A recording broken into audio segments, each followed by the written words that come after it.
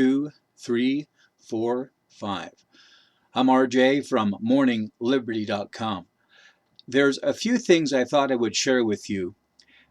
I have always had a difficult time speaking, and this has occurred in part because of the abuse that I received when I was a boy, and the neglect and the abandonment. And I've always been stuttering when I was younger, and I could never put my thoughts into words, and it has been a lifelong effort to do this.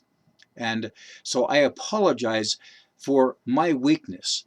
But what God has put upon my heart, I've been doing my best to share from morningliberty.com, the website, and also from my Morning Liberty radio program. I've been on the radio for more than 23 years. About 9 of those years has been as a talk show host, commenting on issues that matter. And I think in many ways today, we have forgotten ourselves. We have forgotten our way.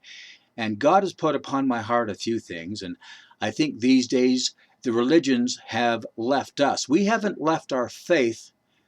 The religious institutions, the 501c3 churches have left us. And I think we have every right to have a one-on-one relationship with our Creator. And what has been fun for me, in fact, it's been kind of scary as the microphone has been on, God sometimes will inspire me and I hear the words spoken, but not into my ears, but upon my heart. And there's been a few things that have just knocked my socks off or even taken my breath away as I have been communicating on the radio. One of these ideas a few years ago was that America needs new founding fathers. And America needs new founding mothers. I think as we go back to those men who risked everything, their lives, their fortunes, and their sacred honors, and they put their names down upon that parchment, where were the women? If it wasn't for those mothers and those sisters and those wives taking care of the children and taking care of the farms and looking after the businesses, then those men could not have risked everything to put their lives upon those papers that documented our standard. We hold these truths to be self-evident, that all men are created equal. And I have considered this idea all of my life, and I know that across this country, the Americas, and Europe and Asia and all around the world, that there are white men and yellow men and red men and black men and tall men and short men and people of one faith and another. And I wonder, there is no way that we are equal, and our intelligence ability differs for sure.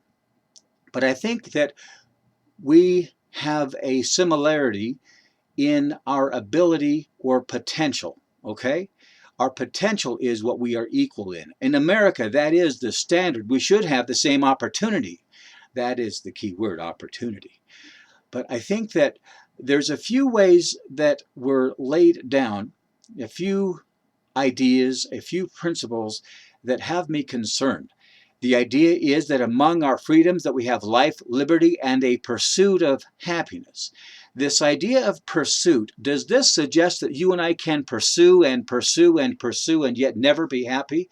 If you take a look at the taxing condition in this country, you have to realize, where does it come from? And I think we could go back to the Lincoln years and try to understand the difference between involuntary servitude and voluntary servitude. According to birth certificates that are used as the title to you and me, driver's licenses, marriage licenses, and on, there are ways that you and I sign on the bottom line. We sign the contract that put you and me up as inventory to the men who are the owners of the banks, the owners of the press, the owners of the USA Corporation. And I think that the rights of life, liberty, and happiness, to hell with the pursuit. Life, liberty, and happiness, it belongs to all mankind. And years ago, I was asked what I should name my radio program in the morning, and I considered that, well, the aspect of liberty has always been upon my heart. And my program has generally been in the morning. There you go, Morning Liberty and morningliberty.com. Involuntary servitude, no man should be a slave. But by contract, you and I have signed up for being slaves to this corporate system that has taken over America. Well, I believe that life, liberty, and happiness, it belongs to all mankind. And there are times when I may not like how someone exercises their freedom, their liberty, but in this country they have a right to do so. I will continue to report on these issues at morningliberty.com. I love my country, and I believe that all mankind everywhere has a right to life, liberty, and happiness. God bless.